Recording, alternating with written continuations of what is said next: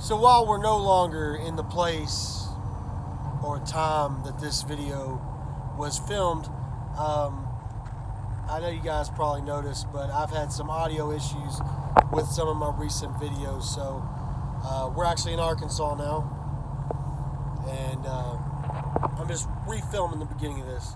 So basically we're going to be going from Lincoln, Nebraska to Waverly, which is pretty much the same place. Waverly up to North Dakota to do some tractor supply loads. Going to talk about tractor supply loads, some pointers, stuff like that. Should be some good information. But let's talk about it.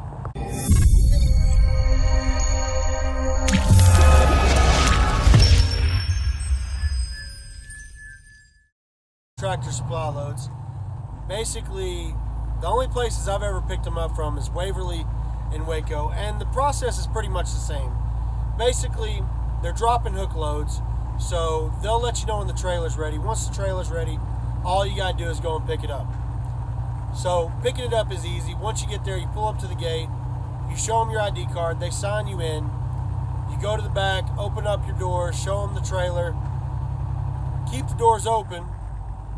They'll give you a piece of paper telling you where to drop the trailer, and then they'll give you your trailer number. But you should already have your trailer number, so that shouldn't be an issue. Next thing you're gonna do is you're gonna go drop your trailer, your empty trailer, where they told you to. Once you do that, you go over to the shipping office and pick up your bills. Once you pick up your bills, then you go find your loaded trailer, hook up to your trailer, do all your little pre-trip trailer stuff. Then you take that trailer and you leave. It's way easier leaving. All they do is they sign you out, you pull forward, they check your seal, and then you're on the road. We are in sunny South Dakota. Still got snow on the ground over there, and we're gonna get into some state facts. Yee! All right, there is a place called Lemon in South Dakota. It is the world's largest petrified wood park. There's another town called Clark. It is the potato capital of South Dakota. It is also home of a mashed potato wrestling contest. Wild Bill Hickok was killed in Deadwood, South Dakota in 1876. South Dakota is a leader in honey production. In the U.S. lives in Standing Butt Ranch near Pierre, South Dakota. We might as well talk about the thing that South Dakota is most famous for, and that's Mount Rushmore, which is named after Charles E. Rushmore, a lawyer from New York City, who, when he took a business trip to the Black Hills in 1884, he bought up all the property that is Mount Rushmore. It is South Dakota's most famous landmark. It's a larger-than-life sculpture that was carved into the side of a granite mountain in the Black Hills between 1927 and 1941. The four presidents on it are George Washington, Thomas Jefferson, Theodore Roosevelt, and Abraham Lincoln. And it cost less than $1 million to complete. All right, so the capital of South Dakota is Pierre, or Pyrie. It is the second least populous state capital in the United States, with only 13,646 residents. It is the only capital city in the U.S. that doesn't share at least one letter with its state. And while it's the capital, the largest city in South Dakota is Sioux Falls, which has 170,000 people in it. One of history's most famous dinosaurs is from South Dakota. It's a T-Rex named Sue that was discovered near the Badlands in 1990. 42 feet long and 12 feet high at its hips, she's considered to be the largest, most complete T-Rex ever found. She currently resides at the Field Museum in Chicago. The largest and deepest gold mine in the United States was discovered in Leeds, South Dakota. The Homestake Mine opened in 1876 and only recently closed in 2002. It is one of 3 U.S. states to have made the rodeo their official state sport, along with Texas and Wyoming. Guys, so now we're in North Dakota. We are 48 miles from where we're going, and we're gonna shut down for the night. I just didn't want to do the state facts in this one. I'll do them tomorrow because we still got to talk about what goes down at a Tractor Supply load.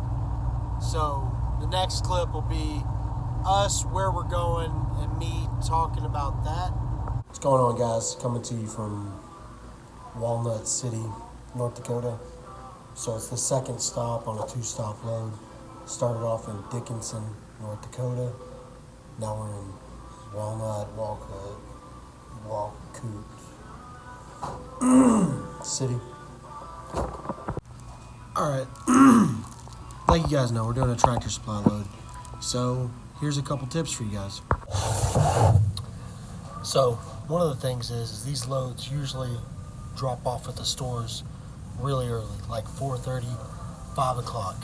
So they're going to expect you to get to that store beforehand and be there waiting in the morning when they get there. Another thing you got to remember is with these loads, you can't be in the truck while they're unloading them, right? So you have to get out of the truck. That being said, though, usually they let you use their break room, restrooms, walk around the store. Usually there's restaurants around them, different stores. I mean, you've seen where Tractor Supplies are. Another important thing is you got to make sure that the person at Tractor Supply both breaks your seal and puts your seal back on there. That being said, guys, don't be afraid of some Tractor Supply loads, because A, they're going to put you in places that aren't truck stops, right? So you're going to have some variety on things to eat. There may be a Walmart there. There may be a bunch of different things, and you're allowed to park a place where you're not usually allowed to park. So it's a good thing. Enjoy them. Another thing about Tractor Supply loads, I've done a couple of them, and generally, the people that work at these Tractor Supplies, they're usually pretty nice. I haven't really ran into anybody rude working at one yet. So here's the overall thing to it, right? Tractor Supply loads, they're not bad.